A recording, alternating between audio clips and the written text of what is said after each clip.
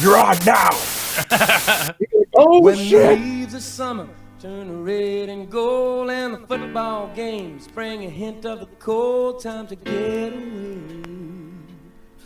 We'll pack the car with escape in mind, forgetting about classes, leaving books behind, time to get away. Empty cottage sitting on the shore, tourists all left about a month before, and we're gonna have a good time. Gonna have a good time. Yeah, we're gonna have a good time. We're going on now. A fall break, walking hand in hand in the moonlight. We'll breathe the sweet salt air, I swear we'll never part.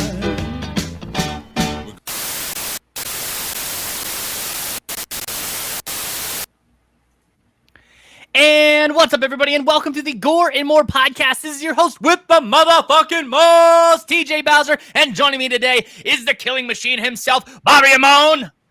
Fucks. And the handsome Big Johnny D. What's up, Gorehounds? How y'all doing? It's handsome, man. What's up with this? Today is September 28th. You're handsome too, you son of a bitch. You know you're sexy. 2020, and we got a banger of an episode for you today, and we're missing a host, but we'll address it later. But first, you know what time it is. It's time for your slice of life, Big Johnny D. What did you do? What did I do? Well, Yeah, what'd you do? I think Or you what know didn't I you did. That might be a different podcast. Anyway, speaking of different podcasts, I recorded with my lovely host right up above me here, episode 12 of Wake and Bake yesterday. So, yeah, boom. Go check that shit out on Project Louder. We got our YouTube, or go Facebook, however you want. It's a fun little episode. Other than that, I just finished up my daughter's little social distancing candy treat bag, and the most expensive part was the little hand, was the actual big skeleton hand from Spirits. It was like $7, and everything else was either a pipe I had laying around and dollar store materials. So, And it came out. yeah, dude, it looks fucking sweet, man. Like, and the fact that they, you know what, I'm gonna go on a little fucking pissed off rant. I'm sure you guys are gonna follow with me on this one. Do it! As I went to the dollar store, because our beloved season, even though we do horror all year round, but our beloved spooky season is upon us.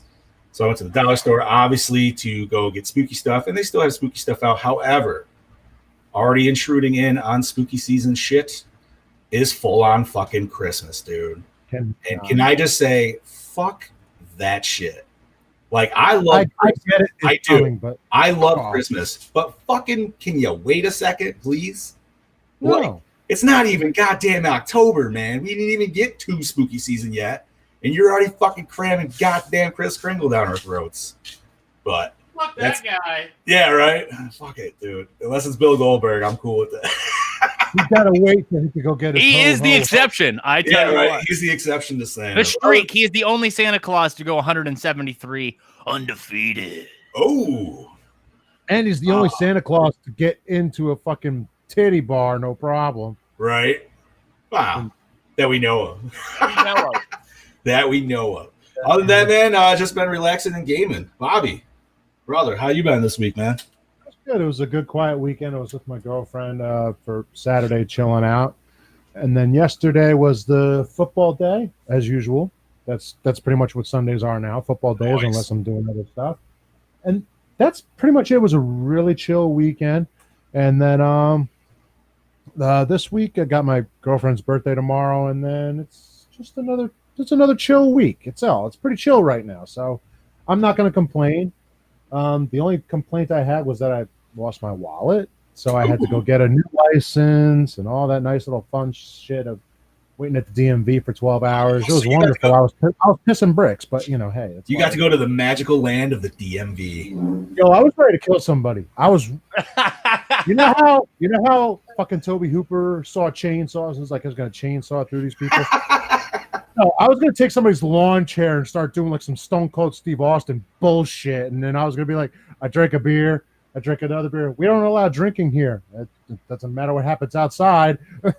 So I don't know if you remember this or not, dude. And this might date me a little bit back, but Dane Cook had an original skit where he talked about going to the DMV, and he said what they should do is they should have a guy hiding in the bush and just punch you straight in the face as soon as you enter. So Yes. that way, the rest of your time at the DMV doesn't seem so bad. And you know something? That does sound like a good idea. Right? You're like, you know what? I might have been here 12 hours, but at least it's better than the fucking punch in the face. There it But is. you know something? It's Dan Cook. I got punched in the face by Dan Cook.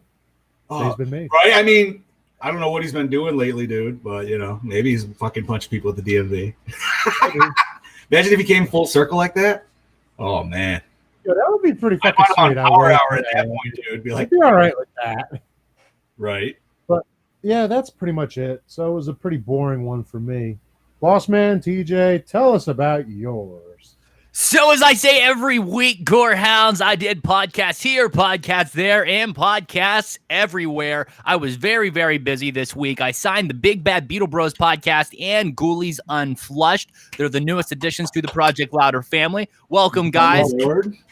Yes. Welcome aboard. Also, shout out to Graham Laneef Painter. He just published his first article over on ProjectLouder.net today. It's an interview with Michael, what's his name? Oh, fuck, dude. Deek. Michael Deek. He is an actor from the film Cellar Dweller. We have some exclusive behind-the-scenes photos from that movie, only available at ProjectLouder.net. Head on over. It's the first article over there on the homepage. Check it out. Give it a like. Share it around on social media. Show support for the network. Show support for us. Thank you.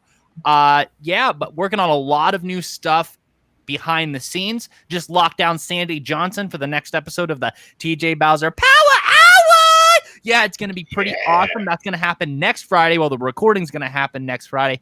Probably going to be released the next subsequent Thursday because we now have a release schedule, and I'll mention that now. So after a brief discussion last night in the Project Louder group chat, we amongst everybody else in the company kind of talked, and we're going to try to, for the month of October and then henceforth onward, there's going to be daily uploads to the website, and whether that be audio only content in some form, or even we looked at the release schedule, and it seems that there's going to be a new episode of some show released every single day of the month of October. Nice. So That's that's gonna be wonderful. new content daily, along with daily old audio only content uploaded to the website daily. So that's a double dose. So if you're following us on social media and you're a frequent visitor of the website, you're getting a double dose of Project Louder each fucking day. And then also aim towards about the end of October, the launch of the Project Louder Patreon with a 3-tiered system. And that's going to be in conjunction with our sponsors, Cabin 13, and some other people, and we're going to make some really cool prize packs, some really cool tiers. You guys will really like that stuff, so just stay tuned for more information on that. And then, of course, here in about 2 weeks at Freddy Fest 2, I will be joining Mick Strawn at a drive-in, and we're going to be doing interviews of the cast and crew of Nightmare on Elm Street 3 and 4. It's going to be really cool. So stay tuned for that. But Rabbit Hole will be on a 2-week hiatus due to that because Mick has about 14 mini-cons booked in the month of October, so he's going to be busy. So yeah, that's the way the cookie crumbles. But you know what else we should talk about? This fucking movie. Today's movie, which is 2007's Trick or Treat and not Trick or Treat from 1986, featuring Gene Simmons and Ozzy Osbourne. I didn't even know about that, but just from that little snippet of what you said, I really want to watch that now. Yes. It really is a fun, totally 80s movie. Like so 80s. Can you tell I got sleep? Did you? Yeah, I'm a lot more. Like 30 minutes, maybe? Yeah. That's better Oh, than nothing. dude. Yeah, it's That's a lot never, better. that is never fun. Okay, so do you want me to start it off? Yeah, let's do it up, buddy. Okay, so like I said, it's 2007's Trick or Treat, directed by Michael Dougherty. He also did Krampus, one of John's favorite movies, and of course, Godzilla, King of the Monsters, written by Michael Dougherty as well. And then he was produced by Bryan Singer, who did X-Men and Superman Returns. And then starring Dylan Baker, who was in Spider-Man 2 and 3, as Principal Stephen Wilkins. And then Anna Paquin from the X-Men films or True Blood as Laurie, who also happens to be a vampire in this too. Go figure. No, So werewolf. vampire werewolf. It's No, never she was a stopped. werewolf. She was turning because she was a virgin. Oh yes, Oh, that's true. Fully- Yeah. She's never Okay. fully turned, so that's why she had to kill to be able to. Hold up. We're not there yet. Yep. Sorry. Okay, Sorry. Brian Cox, or as I know him from Manhunter, I think I'm the only person that's watched that movie other than Chad. Or X2 as Mr. Krieg, and then Gerald Pates as a young Krieg, Quinn Lord as Sam/Peeping Tommy, Lauren Lee Smith, Mutant X as Danielle, Rochelle Aites, White Chicks as Maria, Britt Mickelip as Macy, Jean-Luc Belledoux. How did I get that? That was Woo! You nailed that. Yeah! Holy shit. Wow. She's from Piranha 3DD as Schrader, Sam Todd as Rhonda, Alberto Gisti as Chip, Isabella Duluce as Sarah, Monica Delane as Janet, and Leslie Bibb as Emma. Music by Douglas Pipes. He also did Monster House and Krampus. Go figure that. Cinematography by Glenn McPherson, who did the Final Destination films. Okay. Edited by Robert Iveson. Distributed by Warner Brother Pictures. The Big WB, baby. Released October 6, 2009. That is a discussion in and of itself. Runtime of 82. Yeah, right? Awesome midgets. Budget of 12 million. Gross the fuck if we know, because Chad did not provide me with that information. And if he was here, did it have a theatrical release? Because I don't think it did. I don't know. I think it was delayed due to the release of Saw 4 or something like that, but you'd have to go back and look. Because this is that's how I saw this originally, was on a streaming service back in the day. But yeah, I would say 2009. That doesn't sound right. I thought it was fucking 07. Yeah. And I thought it was like made in 06 or supposed to release in 06, and it got like pushed back to 07. Ooh, startling. Smoking at the Golem, boys. After the trailer, Mr. Day. After the trailer. Oh, Johnny, is that the Walmart Halloween shirt? Yeah, it is, buddy. Yeah, it is. I called it. Oh, wait. Real quick, I have it. This is the one. So can you knock a $7 Halloween shirt, though? No. All sorts of things. So the release date is right. It was released on December 9th, 2007, but it was released in the United States on October 6th, 2009. So it is right. There is no how much it grows either. Be quiet. Why? You'll bother the neighbors. Okay. Now, if that was TJ and I's kid, you would hear, "Shut the fuck up, Billy." Essentially. Yeah. There'd be no, like... So much cadence in his voice.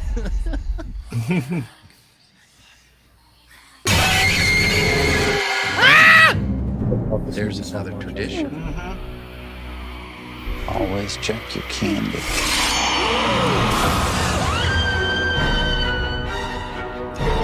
You're thinking out of your weird voices. Yeah, boy. Over here.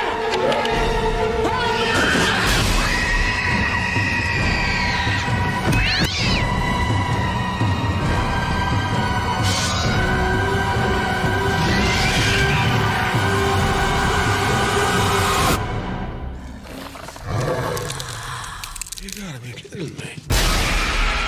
Oh, look at that fucking splitting together there. Ooh. I hate Halloween. Also, not to be confused with the movie Trick or Treat from 1982. No. Or the movie Trick or Treat from 2017. Ah. Oh yeah, forgot about that one. Can't say I've seen that one either. Or the movie Trick from 2019. I have started that, and I enjoy what I saw. I did not see that yet. I believe it's on Shudder, but do not quote me on that. Too late. It's already quoted. Ah, fuck. All right. Okay, guys, so let's get on with it. Plot rundown. Who wants to take it away today? All right. Go for it. I guess it was my pick, so I should probably do Yeah, that. boy. Alrighty. Alrighty, Gorehounds, here we go. It is said that Halloween is the night when the dead rise to walk among us and unspeakable things roam free. The rituals of All Hallows' Eve were devised to protect us from their evil mischief, and one small town is about to be taught a terrifying lesson that some traditions are best not forgotten. Nothing is what it seems when a suburban couple learns that dangers of blowing out a jack-o'-lantern before midnight 4 women cross paths with a costume stalker at a local festival. A group of punksters go too far and discover a horrifying truth buried in a local legend. And cantankerous old hermit is visited by a strange trick-or-treater with a few bones to pick. Costumes and candy, ghouls and goblins, monsters and mayhems. The tricks and treats of Halloween turn deadly as strange creatures, of every variety human and otherwise try to survive the scariest night of the year. Alrighty. So, do we want to discuss this first, or do we want to go to fan calls? Or we will bring up scuba diver. There we go. Can you hear me? Can you hear me? My scuba Steve. Fuck yeah, dude. We were getting Oh, goddamn time. What the fuck? Okay, so what had happened was I got home and I was Yeah, like, that's fine. I need to rearrange real quick, and I need to, I came home from work. I was like, my lighting's always bad. That's the one issue I always have when I do these. My lighting is horrible. So I was like, you know what? I'm going to set it up in the corner real quick. I lost track of time. I forget you guys are in different time, and you're not in my time zone. So That's true. my phone was in my pocket. I didn't hear the ding, ding, ding because I was too busy setting stuff up. And, well, my bad. I'm here. Well, Okay. We didn't even address that Chad wasn't even here. So Actually, yeah, I just realized Hey, that we guys, didn't say- Chad's not here. Chad's not here. Steve You is. get scuba today. how many minutes are we in right now? about 20 minutes or so. Hey, At least. better late than never. Oh, Yeah. 18 minutes in. Nice. yeah. My bad, guys. My bad. Welcome aboard, sir. Welcome Yes, aboard. yes. There, I fixed his name too. We had double Steve going on. Yes. Steve. Go Steve, Steve in the morning. No, Steve. Steve. Steve squared. Steve Squared. Yeah, buddy. Oh, man. Sweet. All right. We got our quad. All right. Yeah. So, you guys want to call somebody? Yeah. Yeah, Ooh. see, We got Brody the is line. I'm just looking at Scuba Steve's background right here, man. I see a little Chucky. We'll even see I got a little bit of everything. Texas. Yeah. We got a little bit of everything in this little corner. I'm digging the Texas. Might have to swing down to Texas and steal. And my doppelganger king and banger from down under. What's up, brother? Brody. Oh, mate, it's all fucking go. It's all go. It's not really, but yeah. Okay. What so is up with what is up with me? You know what it is. But what about 2007's Trick or Treat? Well, do you know what I love about this film? That it mostly doesn't take itself too serious, and it doesn't try to be overly too fucking cool. You know, it to me, it's a true treasure to the horror genre. The storytelling is superb, and it reminds me of Pulp Fiction, in a weird storytelling kind of way. Like the kills are creative and pretty badass, I've got to admit. The lighting, camera work help the film feel like a modern day Carpenter Halloween film, just without Cundy. Yeah. What the fuck are you laughing at, man? Fucking Tyler, dude. But, other than that, Who are you talking to, Brody? Did you hear? Did you yell at somebody? I'm like, who the fuck are you laughing at? All I can hear is like someone laughing. Oh, I'm laughing at Tyler Roebuck talking about bathing a cat in the comment section that you can't see. Damn it. 2020. Fuck. But yeah, no, other than that, the Quarry Kids story, fuck man, that showcases how great that film is, and it could have been a standalone film itself. Yeah, I know. I really enjoyed this film. It's something. It's not like it's different or anything. I think it's just portrayed differently in the storytelling, and that's what I appreciate about it the most. So that leads me to a Gore and More score of 4 out of 5. Oh, that's a high one. Very Okay, nice. man, that's pretty respectable. Yeah, I appreciate this film so much. And who picked it? This is a John pick. You know it's after boy. 2000, so it's Yeah, mine more than yourself, likely. mate. Yeah, anything like 2000 and over is mostly John. Yeah, there's a with good the chance. occasional Bobby. Right. Yeah, I'd say like 75% very of the time. nice, very nice indeed. I Yeah, like well, thank you for picking up the call today, Brody. And until next week, brother. it. Too easy. Take it easy, boys. I'll catch you. Later, brother. Later, buddy. If anybody else wants us to call you, let me know. But until then, let's get on with the show. All righty. As per normal discussion, I'm going to ask, gentlemen, I'm assuming this is all probably not our first time seeing this movie. No. Correct? All right. Nope. So what I'll ask you is, when was the first time you saw this movie? March Actually, 2020. 3 years ago. It's been a while since. I mean, I want to say maybe, hell, it had to have been 8 years ago, longer. Word. Like it's been a while since the first time that I saw it. TJ, you say you just saw it this year for the first time? Yep, March 2020. You had never seen it before? Shit. Wow. Yeah, I remember seeing this when like streaming services were still kind of, I feel like, in their infancy. Uh-huh. So it was like Netflix had their shit, but they didn't have. I don't even know if like Amazon Prime had their streaming yet. Or maybe Shout out to the YouTube viewers. Hell yeah, Yes. YouTube, you guys. I believe like I saw this shit like scrolling on the 360 one day, just looking through the horror section, and I'm sure as you guys have probably done as well. Sometimes you just spend hours watching trailers of movies that you may potentially want to watch, or just whatever. And I saw that when I was instantly like, "Ooh, we need to rent this like right now." Like that's Yeah. And I fucking loved it, dude, right from the get go. Yeah. I want to say I got it on Netflix, but when they had their DVD service. Yeah. I want to say watched that's it on how. Tubi. Oh, it was on Tubi? It's probably, is it still on Tubi? No, in March. It's currently on no streaming service. It's only available for rent. Oh shit. Yeah, you can only rent it. Yeah. I got my Blu-ray DVD. So Cha-cha. There is a Scream Factory release, I believe. Is But there? it must There be, is.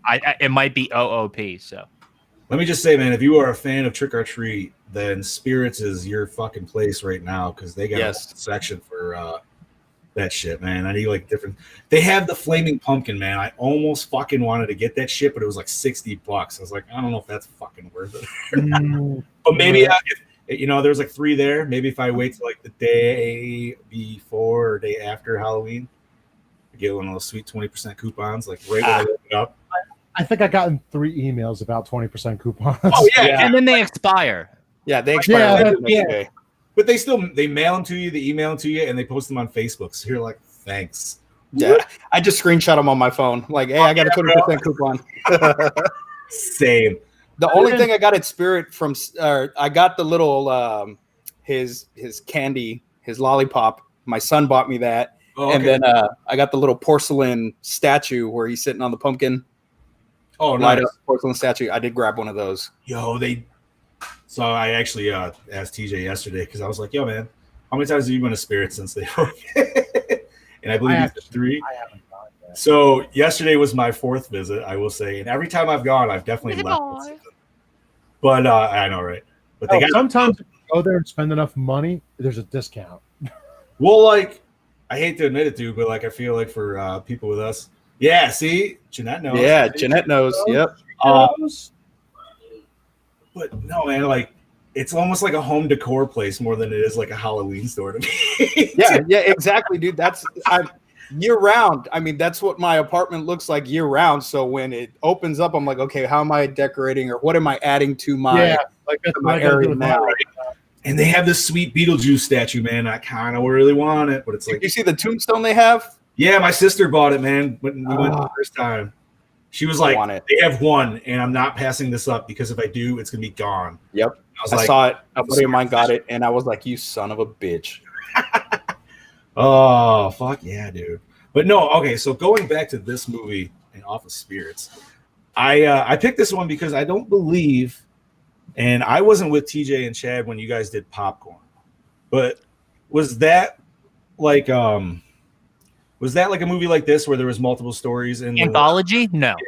No, I believe this is the first anthology film that we've Okay. done on Gore and More. Thank you. I was brain farting on that. So that was kind of one reason why I picked it. Not to mention I also personally love it. Thank you for asking. My favorite anthology film is Creepshow 2. Is it? Yes, good one. Yes. That is a good movie. Dude. Can we sidebar on that? What is your favorite anthology film? Ooh. I mean, like, I wouldn't even say it's this one per se. There's so many. Probably actually. This is so not traditional in the sense of anthology films. It is. Right. It's such a unique way of telling the anthology story. But it feels kind of Creepshow-esque with the comic book and everything, you know? Yeah. It does, and that's the only reason that it is like that. And I'll go Correct. behind the scenes right now a little bit. Is because originally they were supposed to release an accompanying comic book that never kind of took off with this. So that's why it begins and ends in comic style. Question. Was that the one that they just released that the handsome man to my side here just got? Yes, it's basically it's the omnibus of all the comics. So the first half of the book is just the movie, essentially the first half. What's up, AJ? That's my buddy AJ right there. He is the Corpus Christi Michael Myers. He cosplays as Michael Myers. So I hate him. We had a photo shoot together and I killed him. So, Nice. but back to the and the second half is a bunch of different like stories that take place like in different periods of time. It does show how Sam was born and how he was created, which was kind of cool to see. I wouldn't like to see that in a movie at all, but it is, the first half of that book is just the movie in comic book form. Gotcha. And you know what? To comment on Lance here, I'm gonna have to say Tales from the Hood is one of the top, I feel, anthologies for me at least. Hell yeah. That shit scared the fuck out of me when I was a kid. Oh my god. To hell. Never watched ABC's of Death.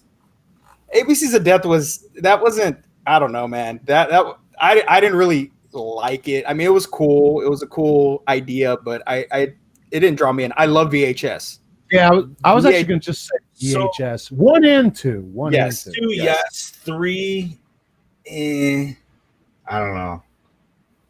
It was all right. Now, if you want to watch a really, really shitty, and it's not shitty because of the way it's made, it's shitty because I'm in it.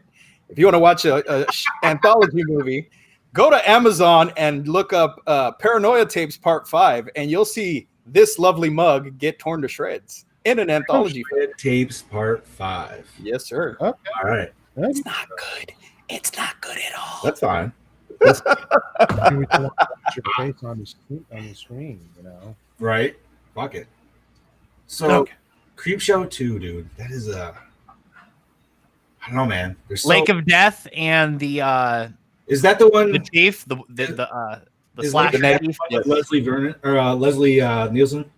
No, that's the first one. That's the first one. Okay. I really enjoyed that one. Oh man. Ooh, what was the one with Stephen King where he turned into like a mossy dude? That was also the first one. That was the first one. Have you never seen the second one? The Raft, the Hitchhiker? I feel like Old Chief Woodenhead.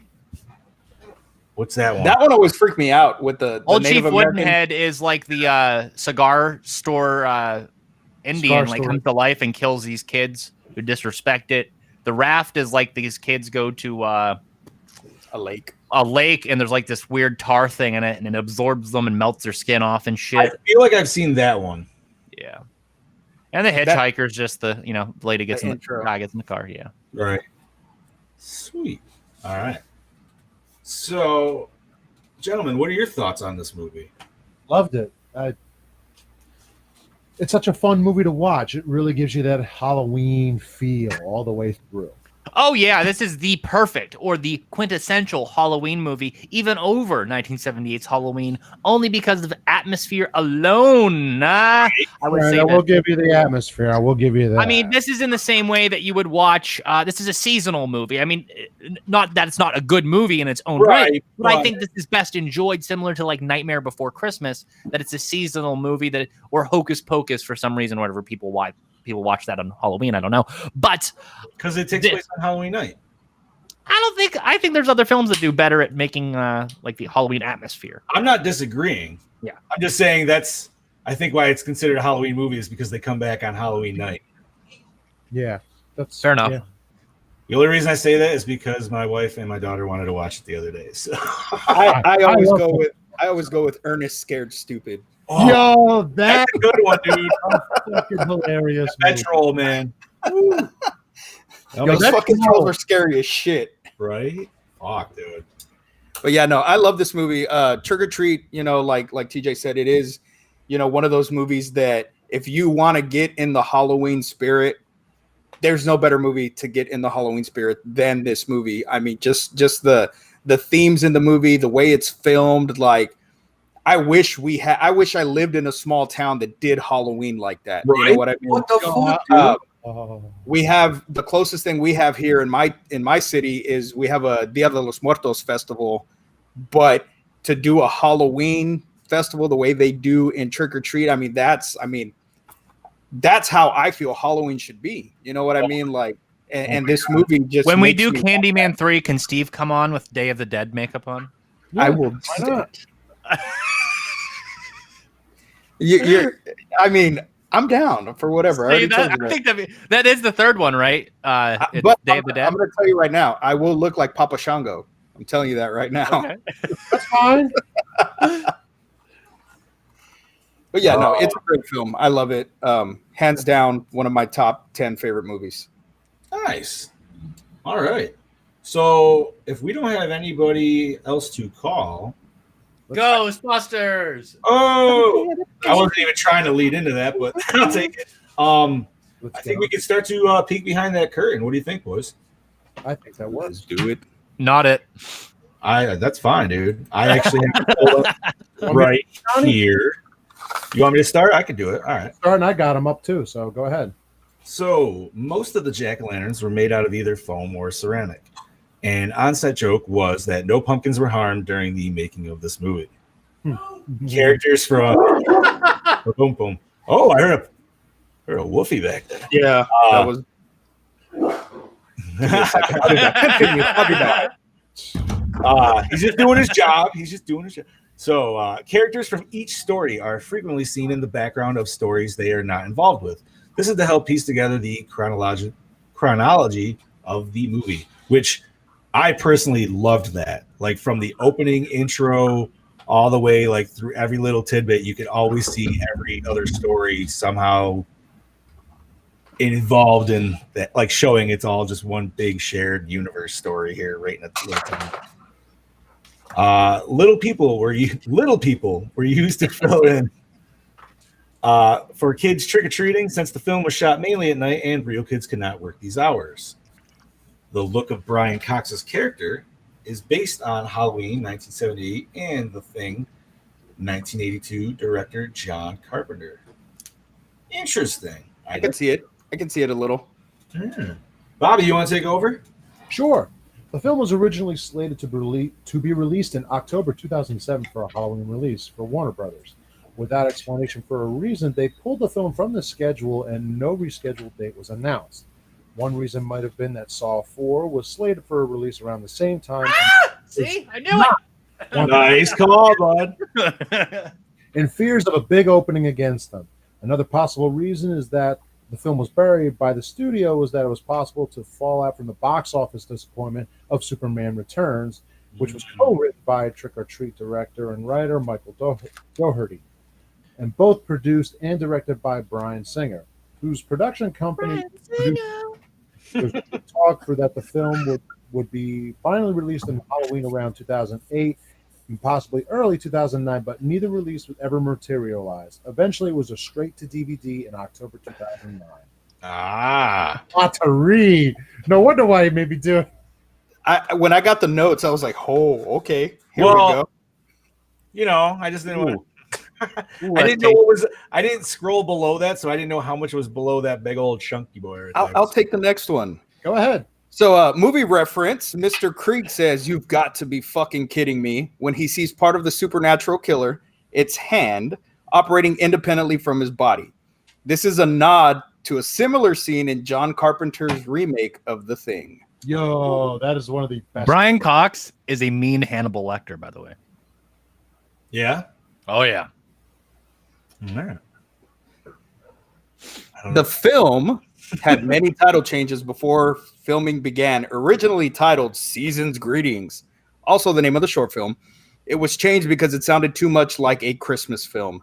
Then it was called Halloween Terrors, Jack-O-Lantern Tales, October the 31st, and Trick or Treat. The final title was kept, but since there was already a movie of the same name out, they changed the spelling to Trick or Treat. Yeah, greatest thing today. Gene Simmons is in this. I was like, "What are you watching?" Yeah, I was like, I started panicking, guys, because I asked him. I was like, "Send me the format so I can read the notes and stuff." And then he starts talking about the other Trick or Treat, and I start panicking. I'm like, "Wait, did I watch the wrong movie? Like, what the hell is going on?" This is the demon situation all over again. Yeah. Oh, dude, that was. I don't even want to be reminiscent of that shit, dude. No. That was Night of the Demon. No, Night of the Bobby, you weren't Demon. even here yet, dude. oh, that's right. I wasn't here for that. one. That was when he fucking first brought me on, dude, and it was just like a clusterfuck of like, what are we watching, dude? We got like 8 demon movies, and I have no idea. Yeah, so I was like extremely confused, sitting at my desk at work, like, wait, did I watch? I think I have the old Trick or Treat on DVD somewhere, and I don't know why. I just bought it because it had Gene Simmons on the cover. So That's I don't probably think why a lot of people bought it. I've seen it, but I remember it not being good, and I was like, yeah. "Oh my god, did I watch the?" Okay, I'm gonna have to go home and watch it real quick, and yeah, but way to go, Mr. Bowser, way to go, way to fuck with me. Hey man, I'm just super interested. I piqued everyone's interest with that. Yeah, right. that might show up. Maybe Don't do it. Yeah. Do not do it. No. Listen, man. You will never get that start- time back. You will we're never gonna- get that time back. We're gonna start digging deep, man. When we get year 3, We're gonna do Night of the Demon now. We're Right. gonna fucking do Trick or Treats. There you go. Movies with similar titles that you can confuse. Man. There you go. There you go. Right? Fuck the threequels, dude. We're just going. We're gonna have random movies with the same name. Here's a question. You know what? I for Christmas this year, Yes. instead of doing Silent Night, Deadly Night 3, should we do the remake? Ooh. Just Silent Night. Yeah. Night. You know what? You know something? Why not? I'm not opposed to it. Okay. I've never You know- seen it, so I haven't Or seen should we it. let the Gorehounds decide via vote in the group? ooh, you know what? Let We 'em haven't vote. done that in a while. Let's do Let them that. vote. Put it to vote. Yeah. I mean, I think now is the time to start planning out the Christmas episodes. Whatever they are, we're going to end up switching them. Right, because we well, It'll no, change. you're right, because we have our schedule set to the last of November. And it never fails. The Oh. moment it gets anything remotely seasonal, we're like, hey, can we do like something that's like Christmassy? No, we already discussed this I think 2 or Yes. 3 shows ago. We're only Yes, doing we one did. Christmas movie this year. Mhm. And yeah, we'll sprinkle in whatever the fuck else we want in the beginning of December. I think we should do multiple Christmas movies like we did last year. I think that was damn Do you fun. like that idea? It Yeah, was I think that was damn fun. I mean, I'm not opposed to it. I just didn't know if it was too much. You know what I mean? Like, Yeah, Heather that said- could be. Heather said Gremlins. well, I threw out Gremlins last year, but we did Santa. We still chose Santa's Sleigh, which I'm still. You happy. could say Gremlins, and then what if someone says Ghoulies? I was gonna say you could still stick with maybe winter or cold theme being December. I don't know. either way, it would work. Right. You can make it I work. mean, if not, I do already have a Christmas pick potentially lined up. So I say, yeah. We'll discuss. yes, We'll vote. I like the vote. I like the vote. Let's do All the right. vote. And we can finish these. So yeah, where we at behind the scenes here? All right, rolling right along. Season's Greetings is an animated short created by Trick or Treat writer and director Michael Dougherty in 1996 and was the precursor of the film. The film featured Sam as a little boy dressed in orange footy pajamas with his burlap sack head covering. as he is being stalked by a stranger on Halloween night. The short was released as a DVD extra on the original release for Trick or Treat and was also aired on Fear.net in October 2013 as a part of a 24-hour Trick or Treat marathon on Halloween. Nice. I did see that shit. That is not in the comic book. That's not what we see in the comic book. So it's a short little animation, and he looks kind of weird because he has like a little triangle eye, and then he's got like his normal big like open eye. Yeah. He's a lot skinnier too, like his head is. It's more like balloon shaped. I haven't seen it. I want to check it out. When I saw the behind the scenes notes, I was like, I got to check that out. The name of the character Sam is derived from Samhain, the ancient Celtic festival of the dead from which modern day Halloween is derived. Despite having been portrayed as such in this film and several other works, Samhain is not a deity or other personage of ancient Celtic polytheism. It is only the name of the celebration. However, the idea of being either a deity or other personage dates back to at least the late 1st century, largely thanks to Irish bishop named Cormac. Man, and I Googled how to say his name, and I knew I was going to read it. And Cormac Mac Culnyenin. That's and it. his book, Sanus Cormac, Irish Gaelic for Cormac's narrative, which had identified Samhain as such. Nice. All right. Fuck yeah, dude. A person like Sam Hain in Ghostbusters. So obviously, that's my own personal preference. And Pac-Man's character. I'll take the next couple. Yeah, I prefer the pumpkin rapper from Power Rangers. bro. Hey, we're not getting on that. We did that yesterday. Go watch. I will pull up a pumpkin rapper video. Go not watch now. Do it. Make it happen. Musical break. Anna Paquin's character Laurie is named after Laurie Strode from the 1978 Halloween film. Oh, Who would have thought? mm-hmm. Yeah. Billy is dressed similar to Chucky from Child's Play, bib overalls, striped long sleeve shirt, and red hair. Which I can see that. That was the first impression I got when I saw Billy. Right. This little kid looks like Chucky. And then, he's kind of psycho like Chucky too. A little bit. That kid was so fucking annoying, just yelling out the window. You're just like, oh my god, dude, shut up. I had flashbacks to when my kid was young. Dad, shut up. Right? Like I was saying to TJ earlier, man, if it was one of us, there'd be a lot more swearing. Shut the fuck up. Billy, shut the fuck up. Are you going to help me with the eyes? No, you little fucker. I'm busy right now. If you shut me right now. Oh, shit, dude. All right, one of y'all want to take over? Sure. All right, so in the School Bus Massacre Revisited, a 1958 Plymouth Fury from the movie Christine can be seen, and obvious now to the John Carpenter movie and Stephen King novel. The rock quarry was originally conceived to be a pumpkin patch. How the fuck would they die in a pumpkin patch? It's trick or treat. Don't question. Well, maybe I'm cooler with the rock quarry. Well, what I thought too when I read that, the only thing that played in my mind is maybe if there was like train tracks going through the pumpkin patch or something, and they got hit by a train. Okay. Okay, yeah, that would make sense. So the kid with the lollipop in his mouth who peeks in on the girls in the change room when they are trying on Halloween costumes is the actor who plays Sam throughout the rest of the movie. So they were like, listen, man, we're going to have you do all this shit, but, because of that, we're going to let you get a little peek in the beginning. You're going to get a peek at the hot chicks changing. A little peeky peek. I wonder how old he was in that scene. Like, you think he was like, I would say probably like maybe like 6, 7.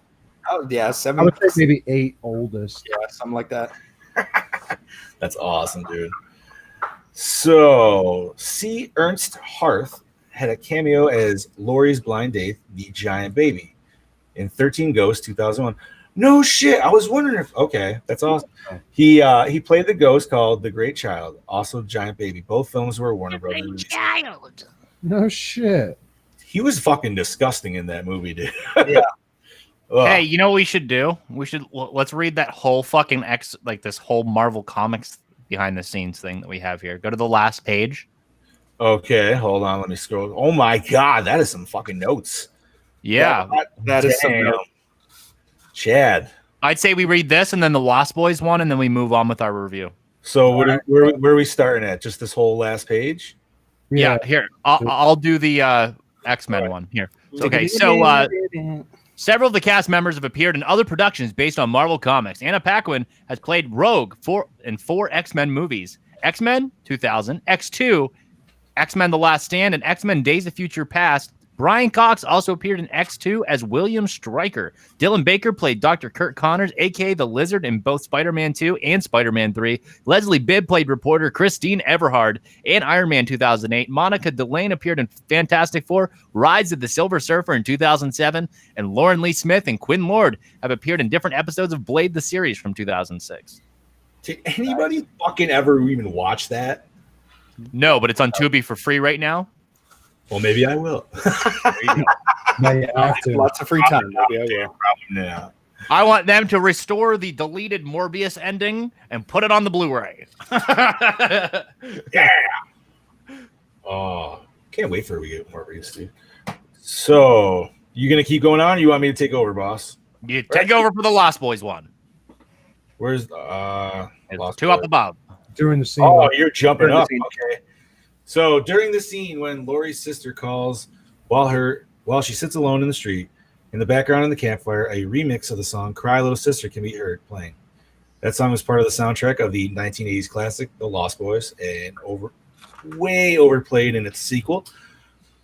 And this was possibly used as both a nod to the movie as well as foreshadowing of what to become of the victims at the bonfire, as The Lost Boys contained a scene in which a group of young men were massacred by vampires at a bonfire similar to the one in this film. So before we go on to our review, I have a little soundbite for you guys. It says we'll never review this film. I might as well play it now. Okay. Of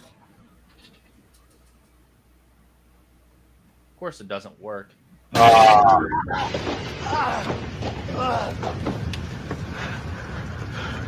Trick or treat, motherfucker. God damn it. God we never will, but maybe we will. You never know. Plus the motherfucking rhymes. You never know. Maybe that'll be a Patreon one. Yeah. Yeah, okay.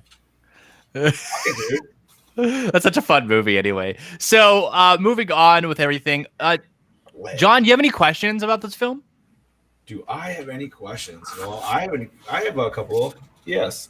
So gentlemen, any idea of who that child was in the grave already in the back of the house? Yes, those are the trick-or-treaters from earlier. Yeah.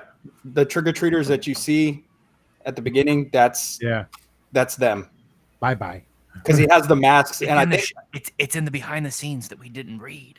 I think, and I think you see their masks on one scene when he's in the kitchen. You see the masks hanging on the wall. I will have to pay attention to that because I was looking at the fucking chem table and all that other shit.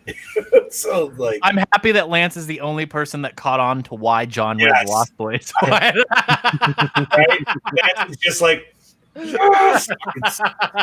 Oh shit, that's awesome, dude. I'm gonna have to repeat that scene real quick then. So, and this is kind of like a silly question, but did you guys think that the way they laid this movie out, it was easy to follow, or do you think too much? No, I actually think it's very easy to follow. Okay. Yeah, and then I like too how they, it's not in sequence, but if you pay attention to the background, you see all the other characters. I mean, they do pop up where it will say like earlier and stuff. Yeah. You know what I mean, like, but I have heard the complaint that I'm not saying like a lot of people, but a few people said it was like confusing to follow along, which personally I did not think. But Can I explain something? What I think that allows this movie? Okay. So what makes this movie so unique is it's one of these films that may be presented in the most cinematic way of any other anthology film. And whenever you look at it visually, story-wise, and acting quality-wise, you can tell that it has a larger budget and that the people behind it have the money and that they have experience doing this type of thing. So when you watch it, it allows them... You get that sense, you know what I mean? Like, oh, this cost more, you know? It's just the step above the rest. So I think that allows them to get away with a lot of more things. I mean, look at most of the kills in this movie are children. And I think that allows them to get away with those types of story elements because it's so well done. And I think that translates to everything, especially with the way that the film's set up story-wise and the way that the story's intertwined, that I think it's just told in a way that, you know, I think that it's what I'm trying to say is that it's told in a way that's relative to the experience that the filmmakers have that are behind it. You know what I mean? Yeah. And actually, you made a very valid point, because if you had a straight-up movie where it was just one push all the way through, where somebody was just massacring kids left and right, yes, probably wouldn't go over so high. No, it would have went over way worse. Right. Than but, anything. yeah, you set it up in like this, man. I mean, if you really think about it, there was still a lot of kids taken out. It was a bunch of killing kids, but it was expertly done. Moral of the story. Right. Well, yeah, and I mean, you never really see anybody get killed on screen. All the kills take place off screen. Mm-hmm. Yeah, that is true. I would say, except for the kid in the beginning with the candy, because I would feel you definitely see his death with his like puking chocolatey blood over the stairs. Well, yeah, but granted, that's not like it's a direct like. If you watch the behind the scenes documentary they have, the piping. Yeah. Is that what you're talking about? That shit was fucking gnarly, dude. It was like, what did he say? It was like chocolate syrup, but like even thicker, but it tasted like shit. Pretty much. And the fact that he had to like do it, you know, a couple different shots where it was taped on the mouth on both sides. So, gotta get them angles. Yeah, right, bro. It's all about the angle. Oh man, no, but you're right. Like you know, usually I like the direct kill, but sometimes the cutaways, if it's done right, it still works. Yep, this is true. Like I feel like this movie was still intense enough. It was still fucking. They cut the kid's head off. Lance wants to mention. That's true. I mean, you don't see him cut the kid's head off. You right. know, I mean? Like, all of that was done off camera. And like Brody said in a previous episode, that off-screen kills, if done properly, can be scarier than on-screen kills because it leaves more to the imagination. Exactly, because you don't. Right, because sometimes the effects, can be amazing. You know what I mean? Like you can still see that little bit of level. You're just like, nope. All right, it takes it out of it.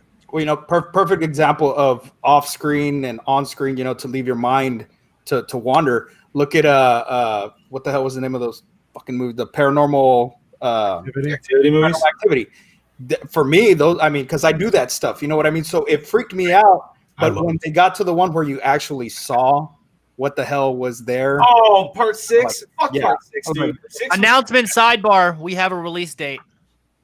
Scuba Steve. Oh, yes. Announcement sidebar for Somewhat Supernatural with Scuba Steve will be debuting, drumroll, on October 9th, Friday, October 9th. First episode. So join us for the Legend of the Hat Man entity that I have had personal experience with. And we're going to dive into that head first. He said head. Yeah. Awesome. Nice, dude. Okay, so before we get on to the douche of the movie, I'm going to got a little notes here. Do you guys know what was going on in that swingers party? A lot of swinging. The kid tells you. Was that I don't know the coach's name, but he was dressed as a banana butt fucking a pig. No, it was Coach Taylor, and the exact quote is Coach Taylor was in a hot dog suit. Oh, in a hot dog costume fucking a pig. And then in the massacre scene later, you get to see him get killed in the hot dog suit. Yes. I was very happy about that. It worked out so nicely. If you go on my Facebook and look at my profile pictures, you get to see me in a hot dog suit in front of a car dealership dancing. I don't know what you're talking about this. I only hope you were singing the Oscar Mayer song. Maybe. Oscar Mayer wiener. Ask me about my wiener. That was good. I also want to say that Scooby-Doo Zombie Island that was playing on the TV. One of the best. And I've said it on previous podcasts, and I've said it on other podcasts. That is the best Scooby-Doo movie ever made. And I think the follow-up was the second best. Alien Invaders. You didn't like the one with the witches chick? I think that's a third one. I thought think that's like the third one. The Island with the Salem girls. Yeah, that's right after. Huh? Yeah, with the Salem girls where they had the punk. That's rock the witches. That's the witches. That's the witch one. Yeah, I thought that was number 2. I thought that was after Zombie Island. No, in my rankings, it's Zombie Island, Alien Invaders, and then Witches Ghost. Sorry. Yeah. I didn't know we were going. All right, my bad. Yeah, not in order of release. I do not know the order of release. No, I think that's how it was, though. I think it was the Zombie Island, the Witches, and then.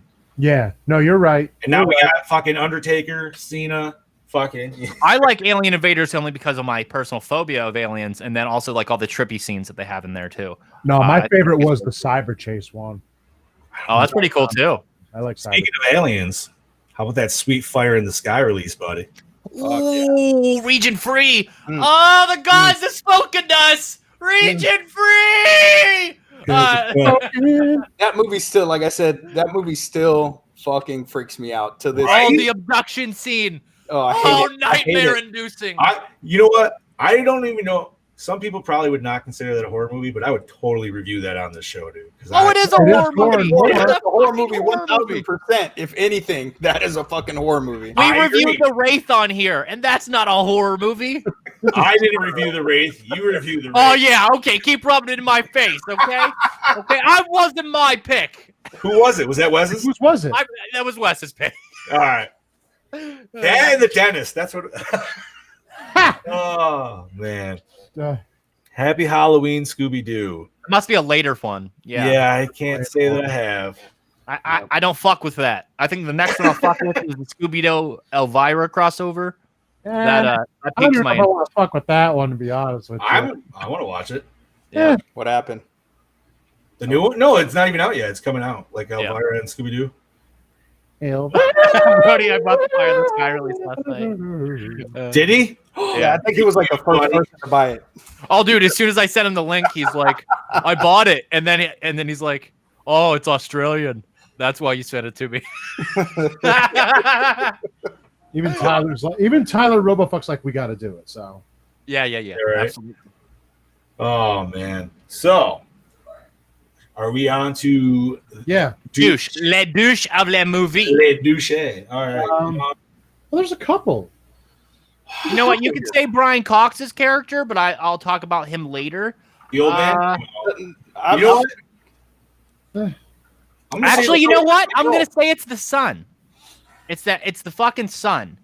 He's the douche. Yeah, because he kept interrupting the dad. The dad's like out there trying to murk fools, and he's like, "Yo, I want to help." And the dad's like, "No, like go to bed." And he's like, "No."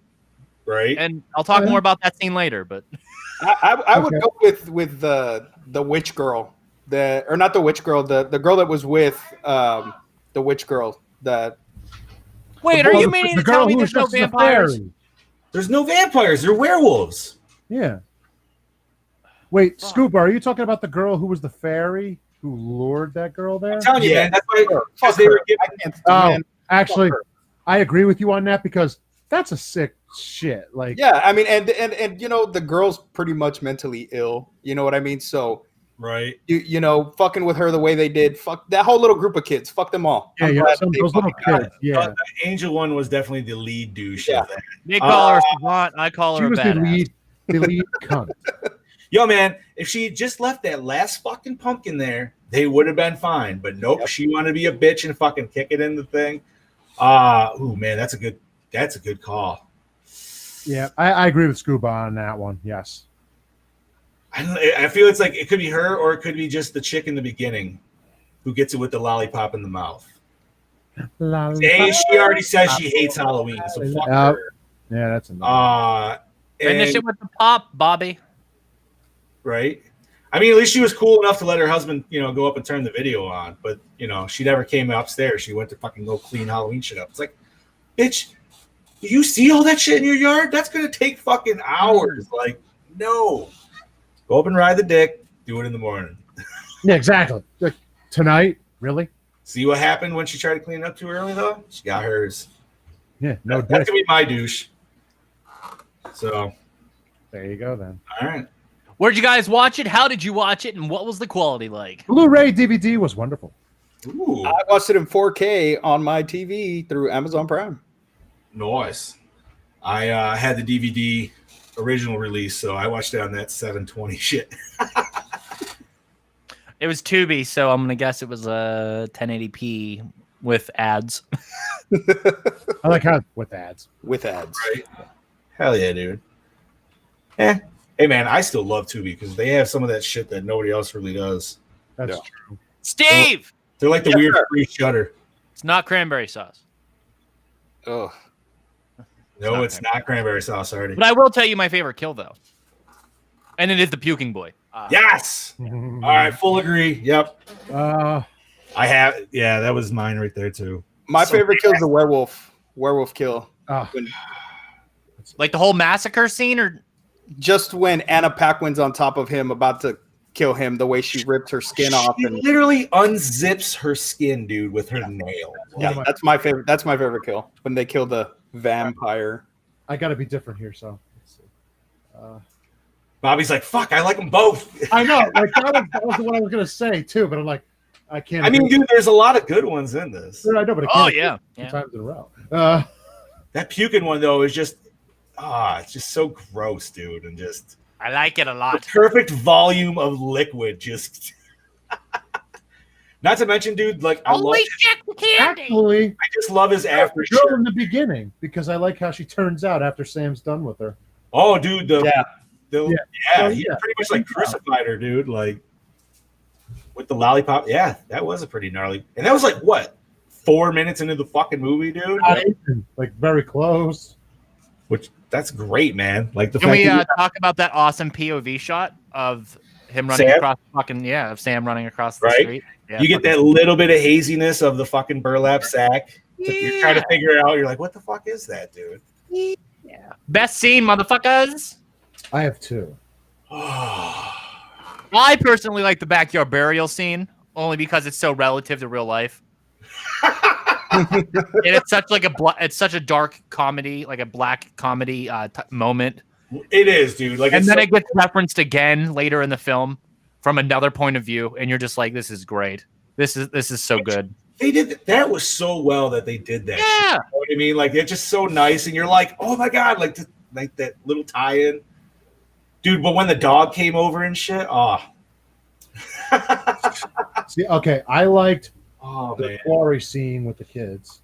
That was a good scene that for was me. creepy as fuck. And then that's why I liked it. And then I also liked Sam beating the shit out of the old man. Yeah, definitely. Sam beating the fuck out of Brian Cox. It's my favorite scene. So, I feel like my whole favorite scene is honestly the dad there, going into the burial scene, but like even before that, like when he gets puked all on when he's carrying the body in, and then he's got to answer the door for the other kids looking for the pumpkins and shit.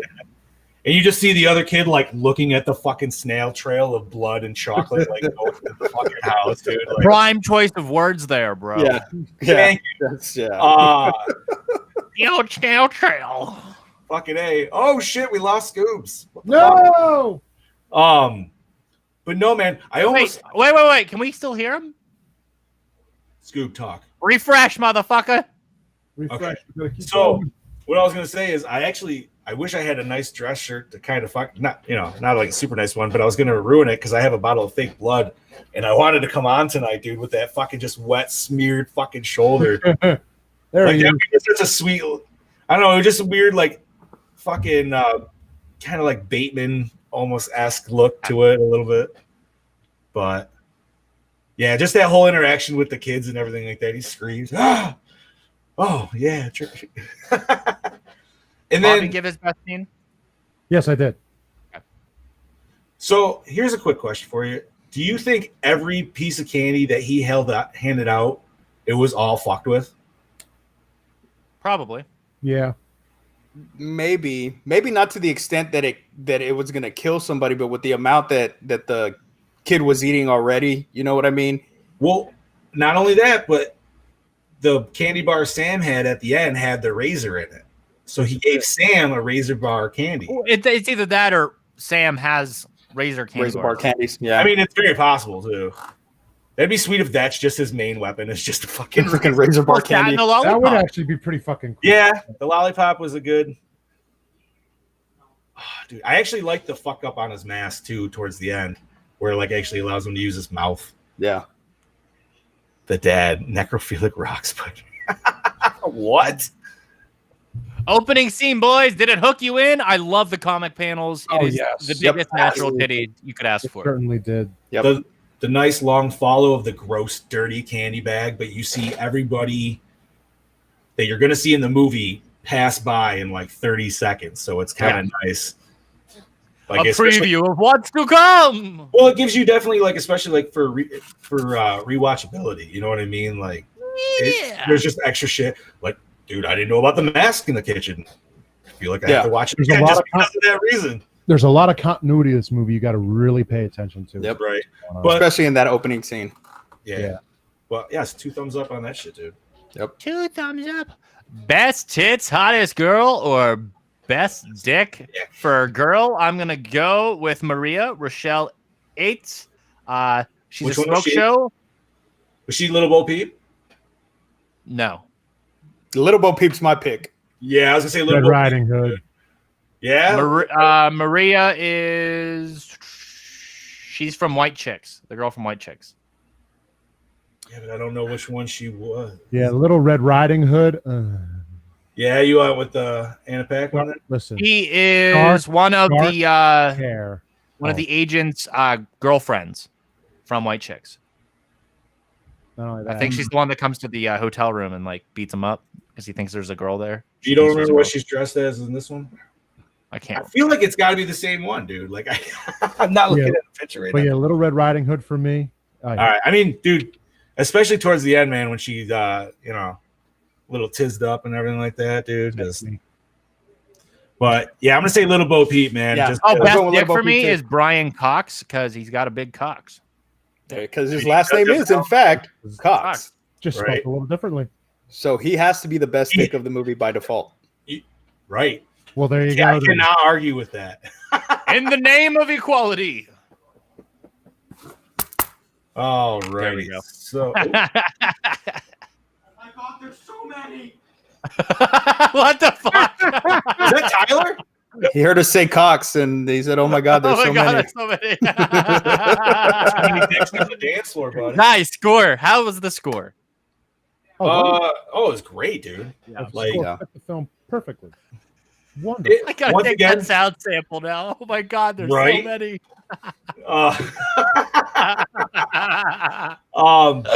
No. Okay. So to go with what you said before about this kind of being a seasonal themed movie, I feel like the music is very appropriate for it.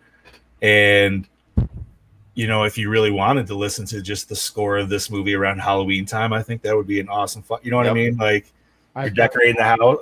You've done that? Hell yeah! Love you, Bobby. God damn it. Listen, Usually I threw I out the am the Beetlejuice person one and shit, that dude. listens And to I'm horror movie fucking soundtracks year round. This one, right. Halloween, along with Creep Show soundtrack by Alan Howard all by George Harris. Halloween soundtracks, along with so many more. We can't go down, and we'll be here all day. What is your favorite movie soundtrack, Bobby? Ask me next week. Okay. Oh, he's got to think about it. I gotta think about that. I really do. All right. You know what? I will note that down for big questions for next week. Yes, put that. Just remind me because I got to listen to some and really. This is your reminder. You have 7 fucking days. This is your reminder. You go back to this video. You go Fucking back to this remind me video. in the goddamn chat, please. Oh shit, dude! Remind sexy ass Monet. What are we on? Best song? Yeah. So what? You know the answer to that already, John. Best song in the entire movie. 8 more days to Halloween. Oh, wrong movie. Don't Jesus. motherfucker. You got me really confused for a second. I was like, wait a minute, no, that's Silver Shamrock. that's going way different franchise. What are we talking about? Hey, it's London Bridge is falling down. Oh my god, dude! I'm trying to think. What is the best song? Cry Little Sister. Duh. I'd say maybe the porn tape loop in the beginning. That's the best song. Is that might be the only song that's actually in there that's like legit song. I can't think of it. I honestly, I didn't pay attention to nothing's songs. really. I mean, like if you got at the beginning, you got parade music, so you got like big band music and shit like that. Yeah. And then just creepy store the rest of the time. So, all right, Cry Little Sister it is. That takes the shebang for this week. Favorite character, boys? Oh, dude. Fucking Wilkins, man, all day long. My personal favorite is the little horny kid at the beginning. Sam out of costume. Yeah. I mean, he's doing what we'd all be doing anyway, so God bless him. True. Oh shit. He's like 6, but he already knows what to look for. Yo, man, you heard how them girls were talking in there, and he was just like, hey, which, can I say, by the way, I loved how they played that over very well. Because if you've never watched this for the first time and they're just talking, you just think they're being dirty whores. But then if you watch it again, they're talking about really just fucking eating dudes left and right and all that other shit, dude, which is fucking phenomenal. I guess. Like I said, super rewatchability. I didn't really think about that, to be honest with you. For this What's movie. that? A favorite character? Probably Sam. I guess I could. I mean, Sam is the always recurring character, which he is a dope little like. So Sam it is then for me. I couldn't really think of somebody else. It's just for some reason. I mean, this one movie has made him essentially just like a normal staple now amongst other scary characters and stuff. So this is true. Yeah. Yep. I'd have to agree. Sam's the. I mean, we got another, like you said, icon out of this movie. You know, no theater release, and you know you see him, and even people that have never really seen the movie, they see Sam stuff everywhere. You know what I mean? Yeah. So he's very marketable. Yes, very. Right. And as simple as he is, dude, like fucking little kid onesie, burlap sack, round fucking ball head. Yeah. What? Was it scary? I think it could be at certain times. Yeah. I think there's some really genuinely creepy moments in this film. That, and especially if you're a little queasy on maybe some gore stuff, like during the werewolf scene and everything like that, like that might set you back a little bit. Oh, what's up, Mr. Silva? Yo. Fuck you, Dale. Fuck you. I'm taking a piss. I'll be back. Keep going. All right. He hit me with the Scuba Steve, damn you. I always love that. Oh, yeah. Right, question. Was he not wearing pants? I don't think he was wearing pants. No, he was wearing shorts. His shorts. Listen, if anybody who doesn't know TJ, he has a set length of shorts no under like 7 inches. So, like, I have to have like at least 13s. You know what I mean? It's got to be touching my knees for me. Yes, of course. I can deal with above the knees. We know who wears short shorts. TJ wears short shorts. Do the above the knees. Can you? My legs are too long. If I legs sit are too down long for and that. it goes above the knees, that's fine, but it's got to be touching my knees, dude. Like, Yeah. or else I I feel. can have it just at the knees or a little above. Dale, I hope you're not wearing pants, dude. You better not be teasing us on this. Look, there he is. Woohoo! Wears short shorts. Bum, bum, bum, bum, bum, bum, Bowser wears short shorts. bum, bum, bum, bum, bum, bum, bum. Oh, you know what? Dance party. We didn't even move on. We filled that in perfectly for you. Yeah, so we filled on it to in. the next question. I'd like to fill you in perfectly, baby. Ooh. Does it hold up today? It absolutely holds up today. 1000% yes. Phenomenally, yes. Yes, it does. If you haven't seen it, go watch it. I am wearing pants, just short shorts. We just said that. We just had a whole conversation about your short I shorts. brought up your rule on shorts should be no longer than 7 inches from below the waist. So, yes, high knees that shit, baby. Yeah. Anything below the knee, you're John Cena. Can't see me. Oh, shit.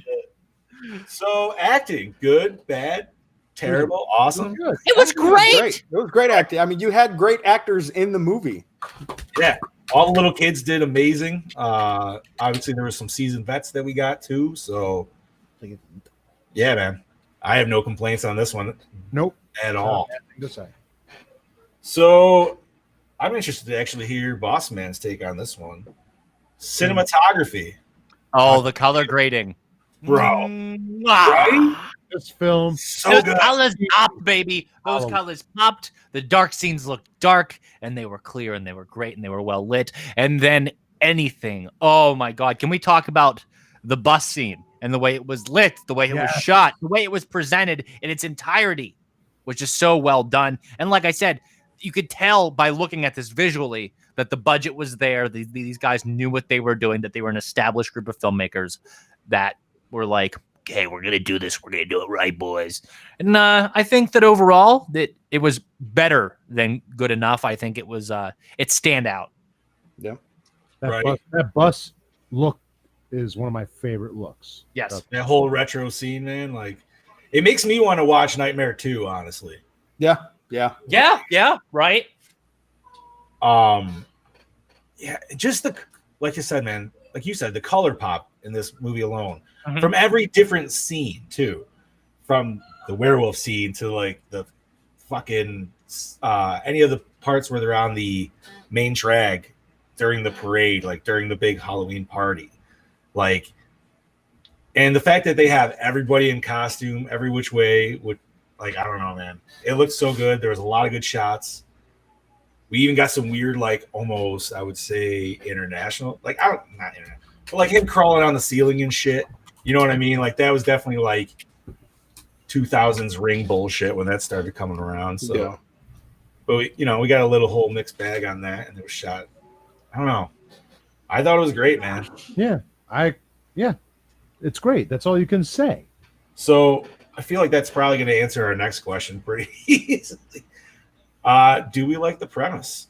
Yes. Yeah. Lance, I think to address Lance's question, it was never meant to be direct to DVD or straight to DVD. It's because of the release schedule and the current horror trends that were in 2007, which was heavily saturated in gore porn at the time. Films like Saw and Hostel were extremely hot at the box office. Like I said earlier about Saw 4 and its release date kind of put it like later. It's a very weird fucking situation. I mean, similar to the modern day New Mutant situation, where it's just a series of unfortunate events kind of led this to being released in a very strange way 2 years after its initial slated release. So I think that it was never meant to be a straight to DVD film, which is why it doesn't look that way. I mean, the budget alone, Right. Yep. Absolutely. Yes. So we are on to our 3 R's, gentlemen. Rewind. Don't even ask. Rewind. Rewind. Rewind for days Every day. Yep. There you go. Man, you start getting that little bit of feeling of fall. Get that nice little smell of crisp leaves in the air. Yo, don't even bother. Dude, I go outside, I smell that. I'm like this. Bro, Is it here? if that's not like the biggest, I'm not going to lie. Like, if that's not the biggest aphrodisiac right there, dude, you just like huff that nice fucking crisp fall air. I'm like a fucking dog. I'm like, where's it coming from? Oh, dude, that makes the nips. I got excited because we got our first cold front in today. Now, cold front, okay? Cold front. 79 degrees. Fuck that. That's still too warm. We had a heat wave today, and it was like 72. Bro, Yeah. you have to understand, I'm in South Texas, so I know, this is good weather for us. Dude. We don't have snow potentially on Halloween, man. We're doing good. You guys ready to do a rating? I am. Yes. Okay, so we're going to start with the Italian stallion himself. 4.5. Didn't even need. That's good. 4.5. Jenny. I'm gonna have to agree, man. 4.5. I'm gonna give it a 4.5. All right, straight across the board. If you divide that by 4, it's 4.5. And what did Brody give us? He said 4. Yeah. Brody said 4. You said 4. So for Trick or Treat 2007, and its official Gore and More rating of 4.5 bloody VHS tapes out of 5. Very nice. That's Very nice. So, wrapping that all up, Yes. do we want to discuss what we are going to be doing next week? Yes, what's the next week? Next week is Bride of the Reanimator. Ooh. Is that a Brian Usna film? Bobby? I don't know that one. And I believe we is it confirmed? Do we have RoboFuck for that episode? Do we have RoboFuck or Steve for next Steve was going to do. Steve, I need you to fill in on Deep Rising for me, buddy. Done. That's Done on, deal. Okay, so that's on October 12th. Yeah. All right. But we do need to fill in for Chad, so it's either What's next week? next week is an animator. Oh, I'm sorry, October 5th. October 5th, RoboFuck. Tell work. Yes. We're calling you up. We're calling you up to the big leagues, baby. You're up to bat. We're bringing you in, dude. It's time for Robo. Fucking Yeah, October 12th. I will announce it now. I apologize, Gorehounds. I will not be here, and it's been a long time since I've missed an episode, actually. It has been. Yeah, dude. I'm a little sad by it, but it's not. It's for a good reason. I'm actually going to be ordaining a wedding that day. So Enjoy. yeah, Right on Shutter still? I think it is. I believe. If not, so. it's probably on Amazon Video. Yes, I think it is Amazon Video too. So Yeah. we're good there. You But, can probably believe it. You know, When are I we love- doing Night School? Night School is actually on the 19th of October, sir. Yay. Then we will be following that up with the sequel that we all probably like. Maybe even, do I dare say more than the original? Halloween 2. Halloween 2. So Yes. We're going to go visit the Elrods. I'm so excited. hell yeah, And we should all definitely be there for those episodes, unless anything else happens in that time. Right? But do we have anything else? Anything else to discuss, gentlemen? Candyman got delayed a year. Yeah. Did it really? Yep. Did they give another date, or did they just? Yeah, say- nope. Now it's in obscurity. Just got delayed a year, pretty much. So you think it's going to go in the same hell of New Mutants? It's just going to be fucking. I sure hope not. I really hope not, dude. I was looking very forward to that this summer. That would have been nice too. Wasn't that was slated for August, I believe, right? When are we getting Pet Cemetery? He says we can add it to the list and then hit shuffle. We could Right. do that. I mean, I'm assuming he's talking about he wants to start with 89. So I haven't even seen the new one. Have you guys? No. Neither have I. I started watching it the other day. It I've looks heard- okay. I've heard okay things. They and just I've heard- changed too much shit, man. That's a movie that did not need to be remade. The original was a solid film already. There was The no sequel's reason. fun as hell. The sequel's fun as hell. There was no reason for them to remake this movie and make the changes that they did at all. None. It just. I mean, And I feel like hated the ending. I hated it. see, and I've already been spoiled on the ending, which is fine because that's not going to stop me from going to see a movie. Yeah. Yeah, no. But it does interest me, I guess. Look forward to coming back. Oh my god. Brody, fuck the new one. I'm sorry. Listen, man, I'm totally down to do Pet Cemetery. We 1, 2. we already talked about Candyman 3, Lance. We can do it. Yeah, we could totally do it. Well, when we don't, we haven't hit Candyman 2 yet because Candyman was this year. Oh, that's true. That's Yeah, we right. gotta hit. I think we did Candyman back in February, if I'm not mistaken. Yes. So maybe this upcoming February we will hit the sequels. Never know. I think that's doable. Brody's so upset that they spoiled the twist. It's true. You're right. They did give everything away on that. So Modern marketing is so stupid because they Right. think they have to reveal everything in order to get it over No. with the less audience. is more. Less is more. It is. Yep. It is. But we say this is more. And I think that's why I've rejected the Marvel movie so much, is because it's so much. That's fine. Yeah, I can agree. All right. I just don't like that filmmaking. I just think it's I'm still gonna watch them. Yeah, I'll still watch them, but that's about it. Oh, we lost John. Oh, we lost John. Ah, jeez. Refresh, handsome. Refresh. It's time to go almost. He threw something. I heard a hit. I made it in the trash can. You didn't scream Kobe. Well, yeah. Come on. There we go. Do we That was scream fucking Kobe weird. even more now that he's gone? I do. I think of it, especially if I sync it, I get Kobe. I always point Hey, out. Lance said he'll fill in for Chad for on Candyman 2. There we go. Boom! We got There the you first go. appearance of Lance. Because we know fucking Chad just be like fuck Candyman. But yeah, you'd be like, I'm not doing that shit. Oh shit. Well, I think that's it for this episode of the Gore and More Podcast, your I'd say favorite so. horror movie review podcast. Of course, you can find this over at projectlouder.net and, of course, on Facebook and YouTube. Just search Project Louder, and, of course, you'll find this show. Go on over to projectlouder.net for other podcasts on the Project Louder Podcasting Network. And I'll take this time right now to talk about some of those podcasts. Look at that bright Podcasts light. such as Box Office Banter, Comics and Kaijus, Do Back Sports, Dream Warrior Review, House of a Thousand Discourses, Jerk the Curtain, Rabbit Hole, Rants from the Black Lodge, Somewhat Supernatural, the TJ Bowser Power Hour, Two Guys on Friday, Wicked Wednesdays, the Big Bad Beetle Bros, and of course, Ghoulies Unflushed, all exclusively over at projectlouder.net and anywhere else that you listen to audio podcasts at. So this is your host with the motherfucking most, the only host to talk too much on his own show, TJ Bowser, signing off. Oh shit! This is Big Johnny. This is Big Johnny D saying, "See you later, Gorehounds, and we love you." This is your killing machine, Bobby and Moan, saying, "I'll kill you fuckers later." And this is your soon-to-be host with the ghosts on Somewhat Supernatural. I like that.